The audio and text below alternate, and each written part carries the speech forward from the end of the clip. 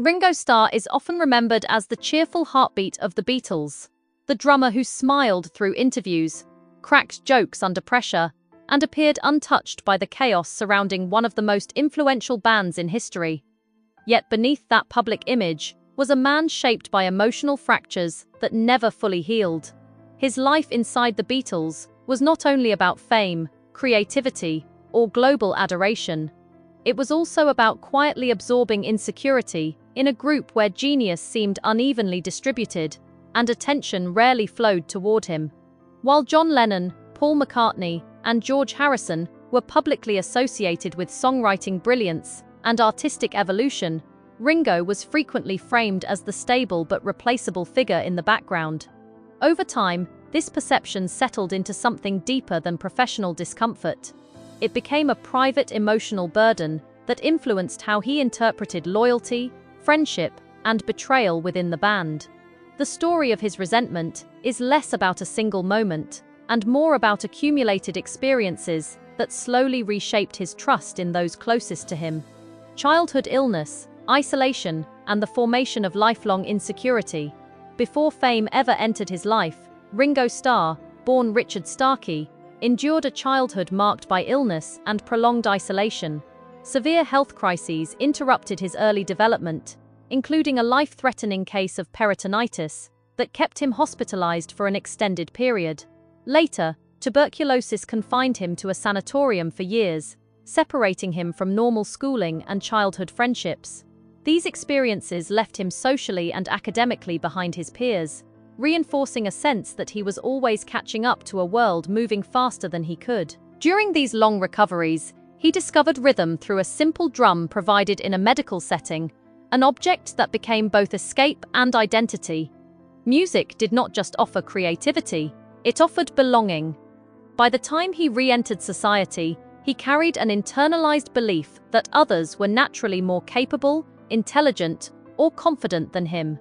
This quiet insecurity would follow him into adulthood and later into the Beatles, shaping how he interpreted criticism, hierarchy, and exclusion within the most famous band in the world. Entering the Beatles and the uncomfortable shadow of replacement. When Ringo joined the Beatles in 1962, the transition was not framed as a celebration of arrival, but as a replacement of Pete Best, a drummer already familiar to the group's early fan base. Although the move stabilized the band musically, it also positioned Ringo as an outsider, stepping into an established emotional ecosystem. Industry skepticism followed quickly, with critics and journalists questioning his technical ability and reducing his role to that of a simple timekeeper. Even within the recording studio, early sessions reinforced his vulnerability, such as moments when producer George Martin temporarily replaced him with session drummer Andy White during Love Me Do. These incidents were not merely professional adjustments. To Ringo, they echoed the deeper fear that he was temporarily tolerated rather than fully embraced. While audiences eventually accepted him as an essential part of the Beatles' identity, the early narrative of doubt lingered in his mind, subtly shaping how he perceived future tensions with bandmates and authority figures. A drummer defined by simplicity in a band, defined by genius. As the Beatles evolved from a Liverpool club act into global innovators, the internal division of creative labor became increasingly visible. Lennon and McCartney emerged as dominant songwriting forces, while George Harrison gradually developed his own respected compositional voice. Ringo, by contrast, remained primarily the rhythmic foundation, praised for his feel, but rarely highlighted for creative contribution. This imbalance did not necessarily create open hostility, but it did reinforce an internal hierarchy that Ringo could not ignore. Critics often labeled him the least technically advanced Beatle, a reputation that overlooked his subtle but crucial influence on the band's sound. Still, perception mattered as much as reality in shaping his emotional experience. He became the member who was expected to maintain stability rather than drive innovation. Over time, this role contributed to a quiet psychological tension. He was essential to the music, but often absent from conversations about artistic greatness. That contradiction would later amplify his sensitivity to perceived slights from those he trusted most. George Harrison, and the pain of quiet emotional distance. Among all his relationships within the Beatles, Ringo's bond with George Harrison initially felt the most balanced and emotionally grounded. Both occupied positions of relative quietness within a band dominated by Lennon and McCartney, and this shared experience created an early sense of solidarity. However, as the Beatles matured, George increasingly sought creative fulfillment outside the group, collaborating with musicians like Eric Clapton and Bob Dylan. One symbolic moment that Ringo later reflected on was George's decision to bring Clapton in for the iconic guitar work on While My Guitar Gently Weeps. Although artistically justified, it contributed to Ringo's feeling that even within their own band, members were looking beyond each other for validation. The wound was not loud or confrontational. It was subtle and accumulative. George did not openly reject Ringo, but the emotional distance grew noticeable.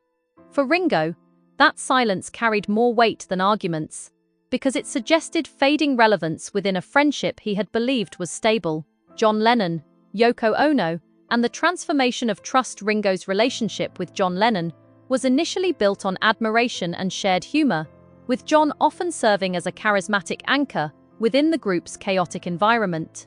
However, the late 1960s introduced a shift that deeply altered group dynamics. John's intense partnership with Yoko Ono, her presence in creative spaces, challenged long-established boundaries within the Beatles, and while Ringo did not initially oppose it, he gradually observed how decision-making dynamics changed. Instances where Yoko's opinions were given immediate weight created a sense that internal hierarchy was being redefined in real time. John's evolving emotional focus also contributed to Ringo's sense of distance, as conversations and interactions increasingly centered around John and Yoko as a unit, rather than the band collectively. The emotional rupture for Ringo was not rooted in conflict, but in displacement. A leader he once relied on appeared to shift allegiance away from the shared identity of the Beatles, leaving Ringo to process the quiet dissolution of a familiar structure. Paul McCartney and the weight of perfectionism inside the studio. If George represented emotional distance and John represented transformation, Paul McCartney embodied control. His relentless pursuit of musical perfection often translated into meticulous direction within the studio, where he frequently guided or corrected other members' performances. For Ringo, this created moments of acute discomfort, particularly during the recording of the White Album. Being asked to repeatedly adjust or reconsider his drum parts, and witnessing Paul demonstrate alternative versions on the drum kit itself, revived earlier insecurities about his competence. The situation reached a breaking point when Ringo temporarily left the band, feeling that his role was being reduced to something interchangeable. Although he eventually returned, the experience left a lingering emotional imprint. Paul's later efforts to rebuild their friendship softened the tension, but the memory of professional displacement remained part of Ringo's internal narrative. It was not hatred that defined their relationship, but the enduring awareness that even foundational roles within the band could be questioned. Outsiders, excess, and the frustration with rock and roll personas. Beyond internal Beatles dynamics, Ringo also encountered figures in the broader music world who intensified his frustrations with fame and artistic behavior. Personalities like Jim Morrison represented a form of rock stardom that Ringo found difficult to respect, characterized by chaotic performances and self-destructive excess. Similarly, encounters with Peter Sellers on film projects revealed another form of ego-driven dominance, where creative collaboration was often overshadowed by personal control. Mick Jagger's theatrical stage presence and Keith Moon's reckless lifestyle further contrasted with Ringo's preference for stability and professionalism.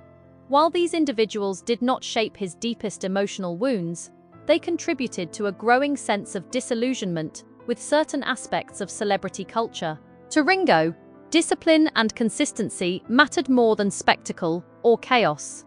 Observing how audiences sometimes celebrated instability reinforced his belief that recognition did not always align with merit, deepening his internal skepticism toward fame itself.